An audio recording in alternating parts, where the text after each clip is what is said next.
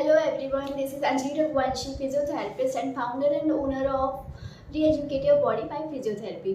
तो सबसे पहले a very happy physiotherapy day to all of you and सबसे अच्छी बात हमारे फिजियोथेरेपी डे की कि इस वक्त जो हमारे मोस्टली देखा गया है कि ऑस्टियोआर्थराइटिस बहुत कॉमन है आज के टाइम पर और ये एक इंटरनेशनल थीम भी बन चुकी है आज 8 सितंबर 2022 का।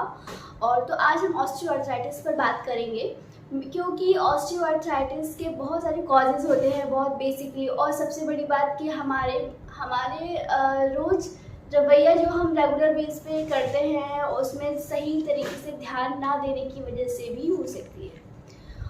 और चलो बस अब स्टार्ट करते हैं।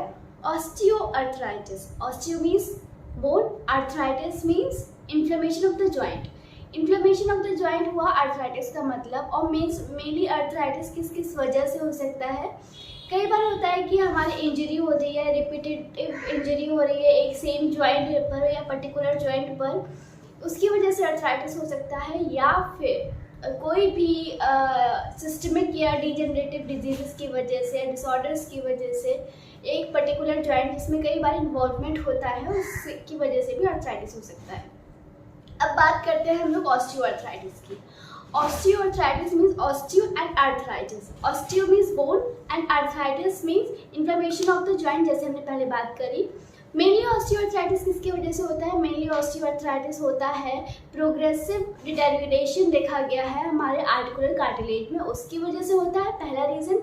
या फिर होता है ऑस्टियोफाइट्स की वजह से, फॉर्मेशन ऑफ ऑस्टियोफाइट्स होने लगते हैं। ऑस्टियोआर्थराइटिस 2 टाइप्स की होते हैं, primary osteoarthritis and secondary osteoarthritis. Primary osteoarthritis में जितने भी नेचुरल फैक्टर्स की वजह से अगर ऑस्टियोआर्थराइटिस होगा तो हम उसे रखेंगे प्राइमरी ऑस्टियोआर्थराइटिस। फॉर एग्जांपल अगर जब भी जैसे कि जो फैक्टर्स रिस्पॉन्सिबल होंगे प्राइमरी ऑस्टियोआर्थराइटिस में वो होंगे नेचुरल इटियोलॉजी जो होगी उनकी वो होगी wear and tear with ageing, या फिर होगा उनका रिपीटेटिव या फिर मतलब ओवर यूज़ की वजह से, या फिर होगा उनको ओबेसिटी की वजह से। ओबेसिटी हार्मोनल भी हो सकती है या फिर आपका अनहेल्दी लाइफस्टाइल भी हो सकता है, सेडेंटरी लाइफस्टाइल की वजह से भी एक ओबेसिटी कॉज हो सकता है, या फिर हार्मोनल चेंजेस की वजह से। अब हम कहेंगे कि सेकेंडरी ऑस्टियोआर्थराइटिस क्या होता है। सेकेंडरी ऑस्टियोआर्थराइटिस में होता है जो कि प्राइमरी ऑस्टियोआर्थराइटिस को लीड करता है, मतलब कि लीड करता है यानी कि कोई भी सेकेंडरी कॉज होना, एसोसिएटेड कॉज होना, लाइक रिपीटेटिव ट्रॉमा हो रहा है या फिर एक सर्टेन ट्रॉमा की वजह से उसमें ऑस्टियोफाइट्स देखे गए हैं या फिर डेवलपमेंट हुआ है। और सेकेंडरी ऑस्टियोआर्थराइटिस के जो कॉज होते हैं, फॉर एग्जांपल रिमेटॉइड आर्थराइटिस की वजह से या ट्रॉमा की वजह से या इन्फेक्शन की वजह से या फिर रिपीटेटिव इंजरी होने की वजह से, या रिपीटेटिव इंजरी हो रही है सेम जॉइंट पे, बार बार उसको हर्ट हो रहा है, इंजरी हो रही है, तो फिर उसकी वजह से अगर ऑस्टियोफाइट फॉर्मेशन कई बार होता है, इसकी वजह से सेकेंडरी ऑस्टियोआर्थराइटिस कहते हैं। मेनली जो सेकेंडरी ऑस्टियोआर्थराइटिस को कहेंगे जो कि प्राइमरी ऑस्टियोआर्थराइटिस को लीड करेगा। फिर आता है हमारा कि मेनली ऑस्टियोआर्थराइटिस में कौन कौन से जॉइंट्स इन्वॉल्व होते हैं। मेनली जो हमारे ऑस्टियोआर्थराइटिस में जॉइंट्स इन्वॉल्व होते हैं वो वेट बियरिंग जॉइंट्स में हम लोग कॉमनली देखते हैं।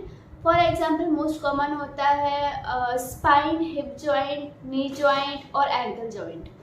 और इसमें हम अपना एडीएल की वजह से या फिर हमारा पैटर्न ऑफ लिविंग की वजह से या हम लोग जो भी रेगुलर बेसिस पर वर्क कर, osteoarthritis over use of the joint की वजह से भी हो सकता है। फॉर एग्जांपल जो मोस्टली जॉइंट इन्वॉल्व होते हैं ओवर यूज़ में, जिसमें ऑस्टियोआर्थराइटिस डेवलप होने के चांसेस होते हैं, वो है wrist joint, carpometacarpal joints, distal metacarpophalangeal joints.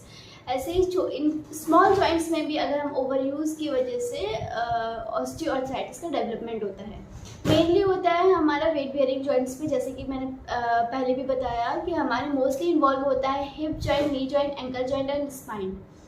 अब हमारा एडीएल कहाँ पर वर्क करता है कि हिप जॉइंट कहाँ पर, मोस्टली जो वेस्टर्न कंट्रीज़ हैं वहाँ पर हम उनका एडीएल की वजह से सपोज वो लोग कोमोड यूज़ करते हैं, उसमें उनका most of the weight transfer होता है हिप जॉइंट पर, इस वजह से वहाँ पर हिप ऑस्टियोआर्थराइटिस इज कॉमन। और जैसे कि एशियन कंट्रीज़ जो भी हैं उसमें वो फ्लोर्ड वॉशरूम यूज़ करते हैं इसलिए उनको बोलते हैं, उस पर उसका ज़्यादा वेट ट्रांसफ़र होता है नी पे as comparison to the hip joint, उसमें उनका नी पर ज़्यादा होता है। उसके बाद एंकल पे उनका प्रोपोर्शनेट वेट जाता है, जिसकी वजह से एशियन कंट्रीज़ में उनका ऑस्टियोआर्थराइटिस ऑफ नी ज़्यादा कॉमन है। Okay, thank you. मिलते हैं नेक्स्ट मीटिंग में और कुछ और इंटरेस्टिंग टॉपिक्स के साथ। Bye. Once again happy world physiotherapy day. See you soon.